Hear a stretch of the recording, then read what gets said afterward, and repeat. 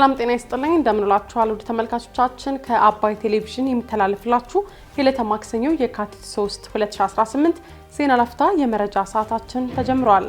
ሌተናል ጄኔራል ታደሰ ወረደና በዙሪያቸው ያሉ አክራሪ የህወሓት ቡድን አመራሮች እስካሉ ትግራይ ከቀውስ አትወጣም ሲሉ አቶ ጌታቸው ረዳ መግለጻቸውን መንግስት ተፈናቃዮችን ወደ መጡበት አካባቢ የመመለስና ባሉበት አካባቢ የማቋቋም ኃላፊነቱን እንዲወጣ ኢሰመጉ መጠየቁን በ48ኛው የአፍሪካ ህብረት የሥራ አስፈጻሚ ምክር ቤት መደበኛ ስብሰባ ላይ ለመሳተፍ የተለያዩ የአፍሪካ ሀገራት የውጭ ጉዳይ ሚኒስትሮች አዲስ አበባ መግባት መጀመራቸውን ጨምሮ ሌሎች መረጃዎችን ይዘንላችሁ ቀርበናል።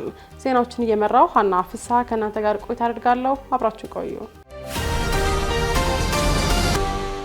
ሌተናል ጄኔራል ታደሰ ወረደና በዙሪያቸው ያሉ አክራሪ የህወሓት ቡድን አመራሮች እስካሉ ትግራይ ከቀውስ አትወጣም ሲሉ አቶ ጌታቸው ረዳ ገለጹ።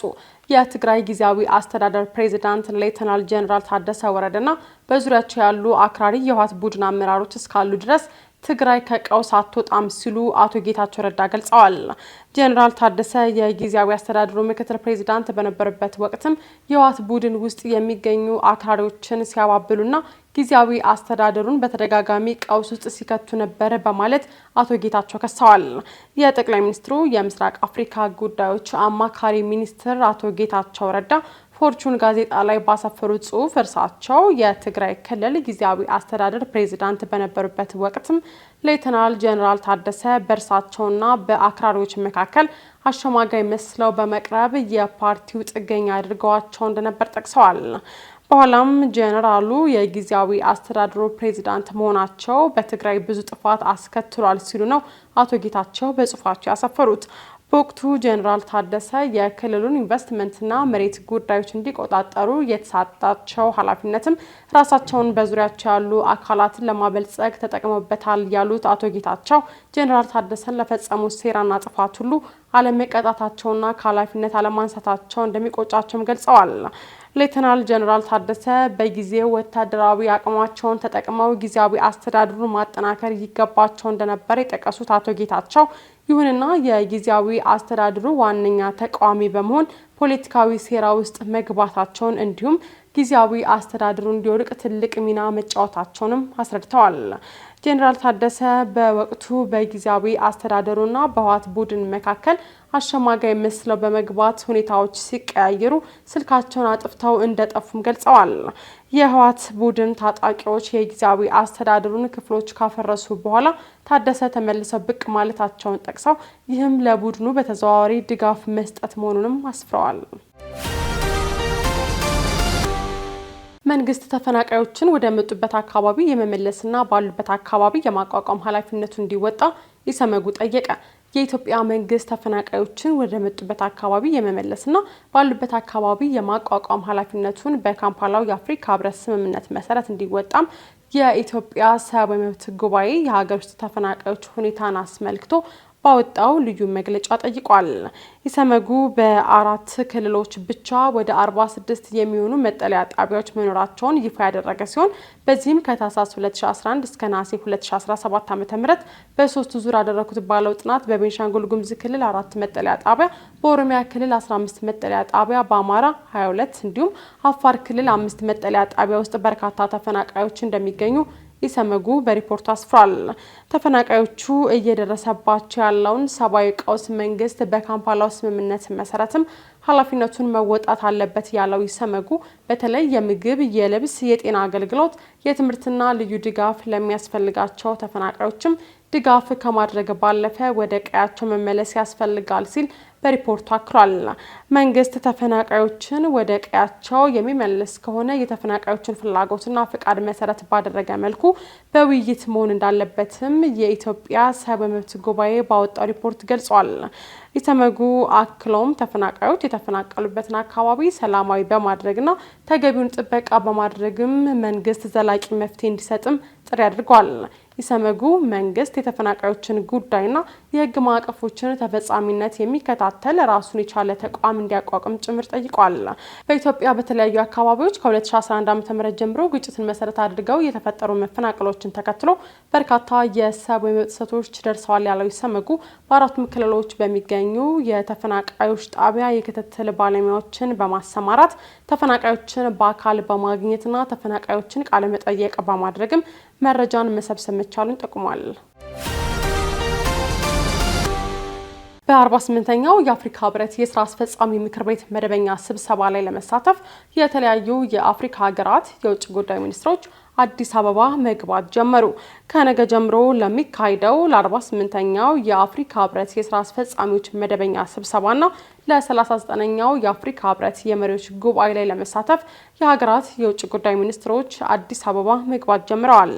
የአጀንዳ 2063 ግቦችን ለማሳካት ዘላቂ የውሃ አቅርቦትና አስተማማኝ የንጽህና አጠባበቅ ስርዓቶችን ማረጋገጥ በሚል መሪ ቃል ለሚካሄደው ጉባኤም የማላዊ፣ የቡሩንዲ፣ የናይጄሪያ፣ የዛምቢያ፣ የኮንጎ ሪፐብሊክ፣ የቤኒን፣ ቦትስዋና፣ ኮት ዲቫር፣ ናሚቢያና ዚምባብዌ ውጭ ጉዳይ ሚኒስትሮች ትናንት ማምሻውን አዲስ አበባ ገብተዋል።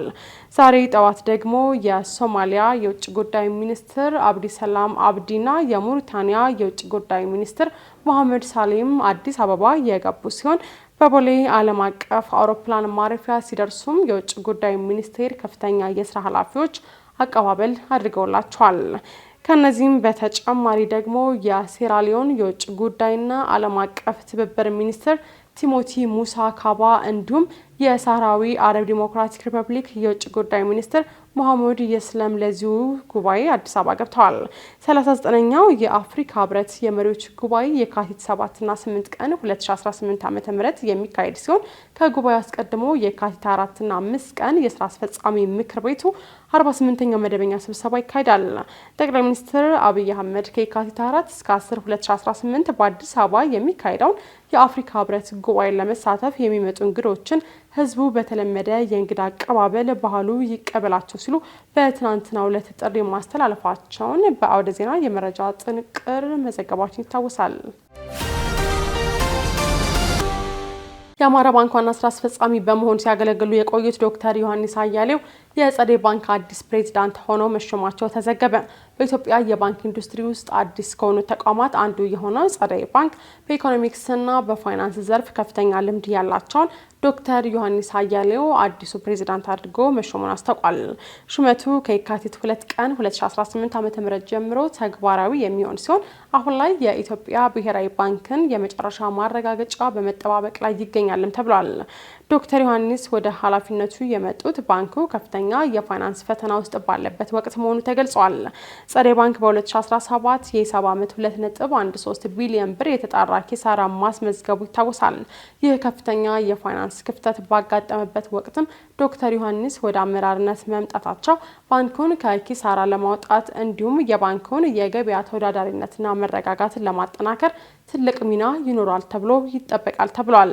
ዶክተር ዮሐንስ አያሌው ከዚህ ቀደም በኢትዮጵያ ብሔራዊ ባንክ ምክትል ገዥነትና ዋና ኢኮኖሚስት እንዲሁም ደግሞ በኢትዮጵያ ልማት ባንክ በፕሬዝዳንትነት በነበራቸው ቆይታ በዘርፉ ጉምቱ ባለሙያ መሆናቸው ተገልጿል። ከመስከረም 3 ቀን 2017 ዓ.ም ጀምሮ የአማራ ባንክን ሲመሩ የቆዩ ቢሆንም አሁን ደግሞ አዲሱ የጸደይ ባንክ ፕሬዝዳንት ሆኖ መሾማቸው ተገልጿል።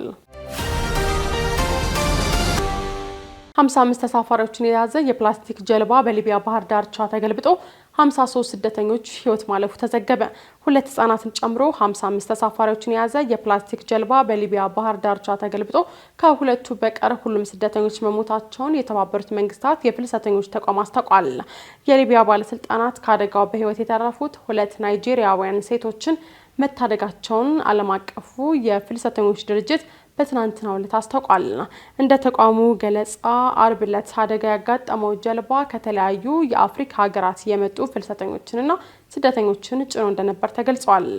በህይወት የተረፉት 2 ሴት ስደተኞችም ለአይኦኤም እንደተናገሩት ጀልባው ከአልዛዊያ ተነስቶ ጉዞን የጀመረው በአካባቢው የሰዓት አቆጣጠር ሌሊት 6 ሰዓት ገደማ ነው። ጉዞውን ከጀመረም ከጥቂት ሰዓታት በኋላም ተገልብጧል። የዓለም አቀፉ የስደተኞች ተቋም ቡድኖች ለሁለቱ ሴቶች አስቸኳይ የሕክምና ድጋፍ እያቀረቡ እንደሆነም ተገልጿል። የተቋሙ መረጃ እንደሚያመለክተው የአውሮፓውያኑ 2026 ከገባ አንስቶ ከሊቢያ ተነስተው በሜዲትራኒያን ባህር ለማቋረጥ የሞከሩ 500 ገደማ ስደተኞች ህይወታቸው አልፏል አሊያም ጠፍቷል። ከፍተኛ የክረምት የአየር ሁኔታ በታየበት ጥር ወር በመካከለኛው ሜዲትራኒያን ባህር ላይ ባጋጠመ ተከታታይ ትኩረት ያላገኙ የመርከብ አደጋዎች ምክንያትም ቢያንስ 375 ስደተኞች መሞታቸው ወይም መጥፋታቸው ሪፖርት ተደርጓል። ትክክለኛው የሟቾች ቁጥር ግን ከዚህም በላይ ሊሆን ይችላል የሚል ስጋት አለ። እንዲህ አይነት ሞትና አደጋዎች በተደጋጋሚ የተከሰቱ ቢሆንም ስደተኞች በሜዲትራኒያን ባህር ለማቋረጥ የሚያደርጉት ጥረትም አልቆመም። የዕለተ ማክሰኞ የዜና ላፍታ የመረጃ ሰዓታችን የተከታተላችሁትን ይመስል ነበር። አብራችሁ ስለቆያችሁ ከልብ እያመሰገን በያላችሁበት መልካም ቀን